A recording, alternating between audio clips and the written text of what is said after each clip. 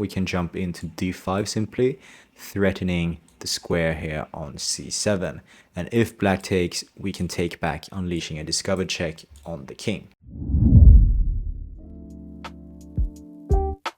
Hey guys, this is Andy from Noctie, and today we're gonna go through the weekly scenario for week 44 of 2025. This week we have a position from the Halloween Gambit. And now let's just take a quick look at the board and try to figure out what's going on. So in this opening, white sacrifices a whole knight very early on in exchange for just one pawn. And the idea, of course, is that it gives us a massive center. Here we have these 3 pawns in the center.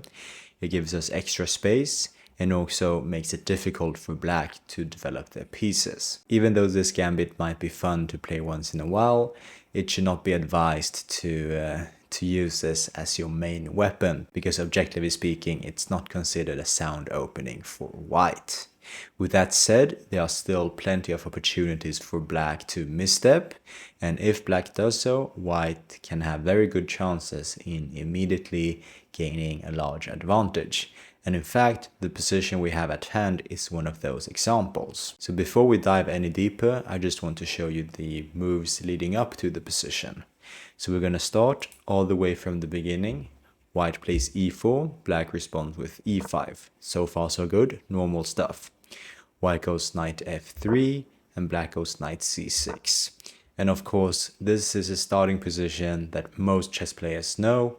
And from here, white has many different choices. The most popular being, of course, bishop b5, the Ruy Lopez or the Spanish opening, and bishop c4, the Italian opening. But here, white goes knight c3. Although not as popular, it is perfectly playable. And when black goes knight f6, we have the 4 knights game, because, yeah, as we see, the 4 knights are developed. So far so good, it's still quite normal stuff. And here in this situation, white can choose to enter the Halloween Gambit with the move knight takes e5. And as I mentioned earlier, objectively speaking, this is considered good for black. In fact, with correct play, black is nearly winning. So you shouldn't really make this your main weapon, but once in a while it could be fun to mix it in.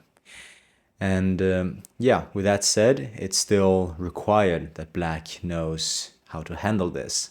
And as we see here in this line, black can also easily misstep, giving back the advantage to white. So here, of course, black should accept the knight, otherwise they'll be just down a pawn. So after knight takes, we play d4, gaining a tempo on the knight and grabbing more space in the center. Here, black has different choices. They can go back either to c6 or to g6. And in this line, we're looking at black retreating back to c6. And here, white continues to push forwards, gaining tempo on the knight. We go d5, and black simply goes back to e5 once more. And what should white play here? Remember, we have sacrificed a whole piece for only one pawn. So really, we should try to play with active moves, developing moves, and creating threats. So here, white plays f4, very thematic. We gain another tempo on the knight while gaining even more control over the center. And now, black plays knight g6. And so far, black hasn't really done anything weird. It is, they are still a piece up. And yeah, white has this center that they argue acts as compensation. White continues with a center expansion with e5, this time hitting the other knight. And now a smart move for black is playing queen e7. So they are defending the knight indirectly by creating this pin on the e-file, making the e-pawn unable to capture the knight. And white here goes queen e2, breaking the pin and once more threatening to take the knight on f6. And now, after the next move, we have the position at hand. And it is also here that black makes a decisive mistake. So feel free to pause for a second and consider what black should do here. And yeah, perhaps also try figure out what black played instead and why that is a mistake. So here the knight is attacked, and the natural looking move, of course, is to retreat it. And if we look around, we see that he only has one available square. d5 is covered by our knight, so we can't go there. e4 is covered, g4 is covered, and h5 is covered. So when the knight is under attack, there's only one square left, and that is back to g8. But this is the crucial mistake that black made. And from here, white has a beautiful move that could punish black. So here, black should simply give back the piece. Remember, white has sacrificed a piece, so black is a piece up. And instead of holding on to the extra piece, black will find a way to give it back, for example with d6. And after that, black's position will be completely fine. But now let's take a look at how we can punish knight g8. And here, it's a good moment to pause and have a thought. What can white play here to punish black? And remember, if we don't act quickly, black on the next move will play, for example, d6, striking back at the center and basically remaining a piece up. So here, it is critical to look for forcing moves that create threats right away. So assuming that you've had a thought, let's go on and see how white can punish black's last move. And that is, of course, with the crazy move d6. And it's very thematic. We are creating a threat immediately, not giving black any chance to regroup their pieces. And furthermore, this opens up for the knight to jump into d5. And from d5, we of course hit the weak square on c7. Now let's see what happens from here. Of course, black does not have too many choices. If they move away with the queen, for example, to d8, then after knight d5, then there's going to be no way to stop the threat on c7. So here, what if black plays queen e6 instead? Well, here we jump forward with the knight once again, but not to d5, to b5 this time. And once again, black will have a very hard time defending c7, and white will win material. So those moves don't work, so then black must capture on d6. And after black captures, what do we do? Also, feel free to pause for a moment and see if you can find white's next move. So here, of course, we don't capture back with the pawn. That would be a fatal mistake, because that would allow black to swap queens, and after that, even our d6 pawn is hanging, and black remains a piece up. Instead, we follow through with our initial plan. We jump in with the knight to d5, targeting black's queen, and also exploiting the weak squares here on the queen side. And now, black is basically lost. So we are attacking the queen. If they don't move it, we'll simply take it. And if the queen goes to e6, we play knight c7 with a royal fork. We fork the king, the queen, and the rook. And after that, black is simply lost. So now when black goes back to d8, we see that they have a very miserable position. All the pieces are back on the starting position, except this knight here on g6 that doesn't really do much, while white has the queen aligned here against the black's king and the strong knight here on d5, threatening many weak squares. So here, white has basically two ways to finish this off. Of course, we can play e takes d6 with a discovered check on the king. And after that, black is forced to block, for example, with the knight. And then we jump in with our knight to c7, and black is forced to sacrifice their queen. But the other move order works too. We can begin with knight c7 check. And from here, of course, if black takes a knight, we can take the pawn, unleashing a check on the king, and when black handles that, we can grab the queen. And if black moves up with the king, we take the pawn with a double check. Remember, double checks can't be parried, so then black must move the king, and they will take the d pawn, and soon white will have a mating attack cooking up. So yeah, we looked at how the correct way is to punish black, and now it's our turn to play it out against Noctie. Alright, so here we are, let's play against Noctie. And just like we analyzed, we're gonna go ahead and play the decisive move d6. Let's see how Noctie reacts to this. Okay, Noctie goes back to d8, and now it's our turn to finish this off. So, what do we do? Here we can jump into d5 simply, threatening the square here on c7. And if black takes, we can take back, unleashing a discovered check on the king. So let's do that.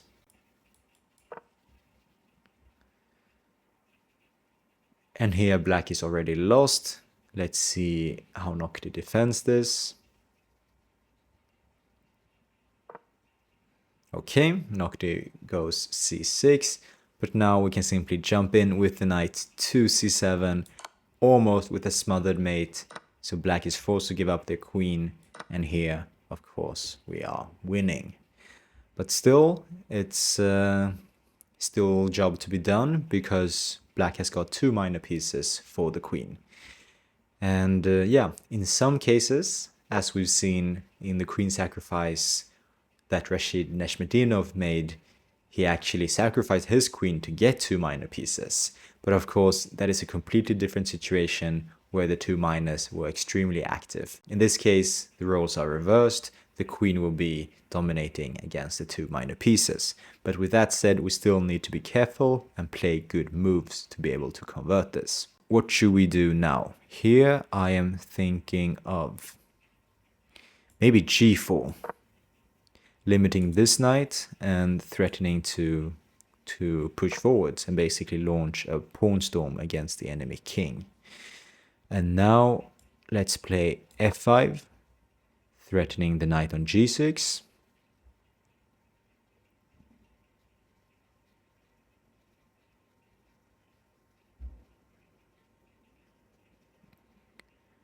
Let's see what happens. Okay, Noctie throws in a check. We are not afraid of that. We simply block with our bishop. Remember, we are up material. We want to trade as many pieces as we can. And now Noctie is actually forced to swap pieces because this bishop is under attack and this knight is also under fire. What does Noctie do? Okay, she retreats the knight, but now we simply grab the bishop, getting another pair of minor pieces off the board.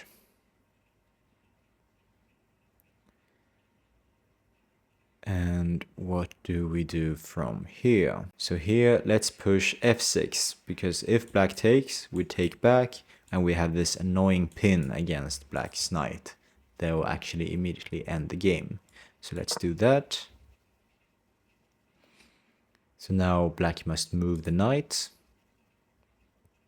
probably to d5, yes. And here, what do we do here?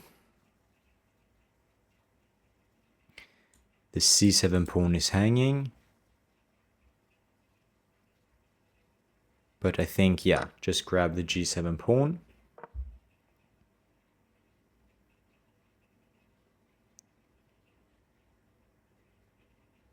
And now let's just kick this knight so that it doesn't disturb us here on the c2 square. And from here, let's play queen e4. So we are threatening the pawn and we are threatening the knight here.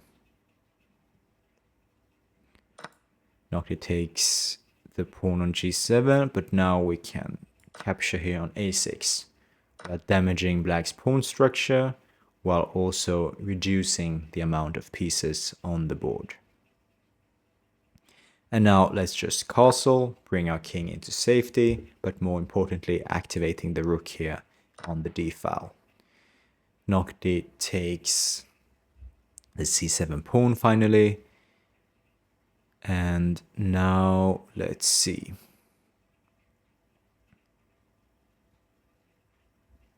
Here I like queen f5. So the idea is playing queen f6 sometime and threatening the rook on g7. Alright, Noctie goes e5, unleashing attack on our queen. Here of course we should not grab en passant because then our queen will be hanging. So here we have to resist the impulse of making this special move. I have a tendency to make en passant whenever I can. So here we must resist the temptation. Instead, I'm going to play queen f6, hitting the rook. But remember now, the opportunity for en passant is gone. So we had to play it right away when black pushed d5. Now we can't play en passant. But that's fine. Here, I'm going to give a check here on h8. the king goes up somewhere. Okay, so what do we do? So here black has some discovered attacks on our queen, for example, by playing the bishop here and then unleashing the rook on our queen. So instead, I'm going to take the h-pawn. We move the queen away from the rook's file.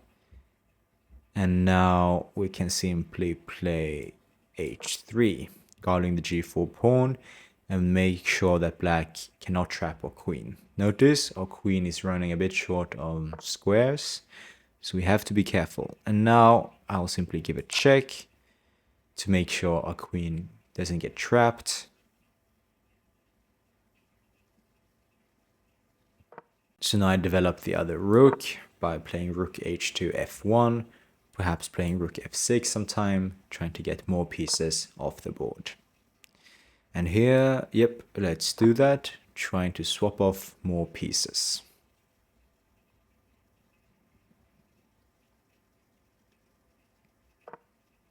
Okay, Noctie avoids it, which is a wise move. So here I think I'm just going to protect the e-pawn. So Noctie cannot grab it.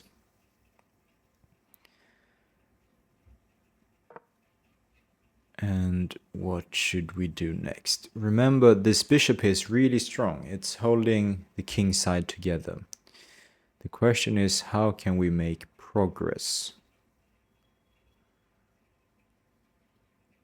So here I'm going to play queen f2.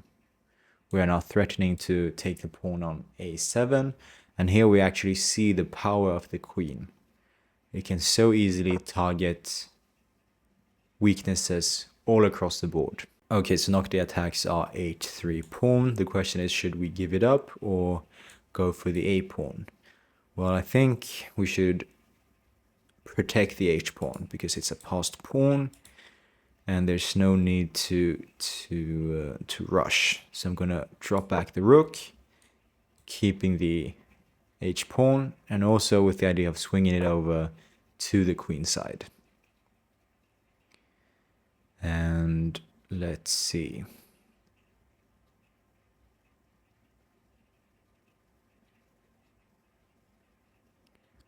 Let's see. Yeah, here I think I'm going to just take the a pawn, and we welcome the rook exchange.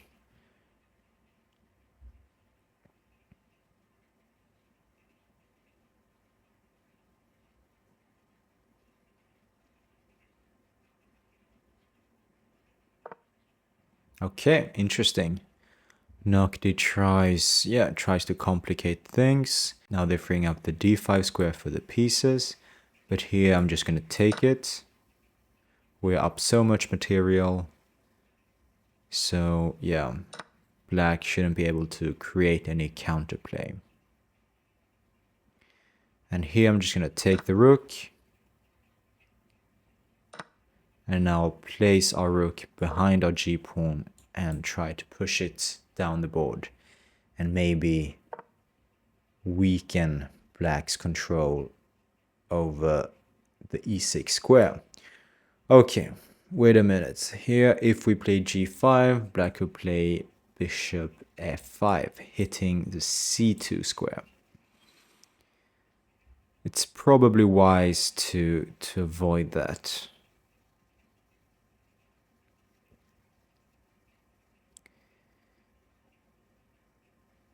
So here I'm just gonna make some room for our king so we can move it up and not worry about some back rank stuff. Noctie goes there. Okay. Here I like the idea of kicking the bishop and then doubling up on the d file. Let's do that and see what happens. We of course can try to infiltrate, but also try to force a rook exchange. So first, just go here and see what Noctie does.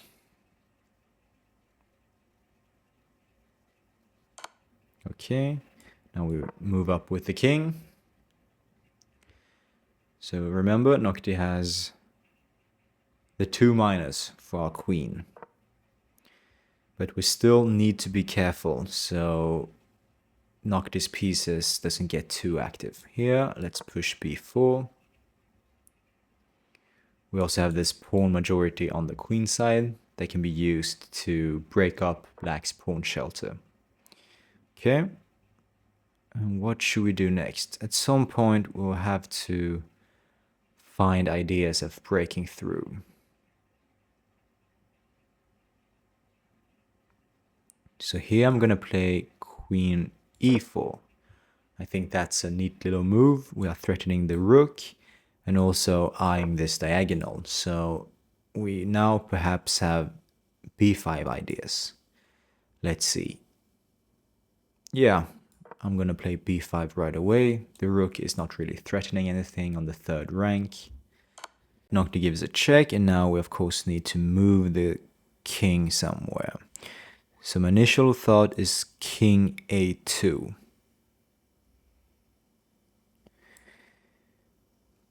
But after that, well, okay, I think that might be dangerous, because let's say if we play king a2, the Noctie actually have this trick of grabbing the b5 pawn with the knight. If we take with the c pawn, then they can move the rook with a discovered attack on our king and then pick up the queen. Wow, so that would have been bad. But then of course we're not forced to take the knight, but still that will give Noctie unnecessary chances. So here I'm just going to play king c2. They can grab the a3 pawn because we have a threat here against c6. Noctie takes with the knight anyways, so now we can just take back with the pawn. And what do we do here? We cannot go in with the rook because the bishop is still guarding that square, but we can go to d6. Now threatening to capture on c6.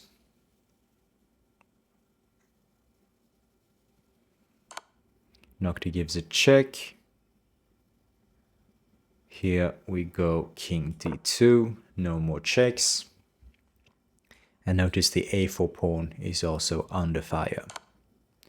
Okay, Noctie checks again, but now we simply trade rooks. And now we have a queen against a lone bishop. And from here, it will be a simple path to victory. And most importantly, black has too little pieces to cause any trouble. So here it's very low risk, which simply just, yeah, convert this position.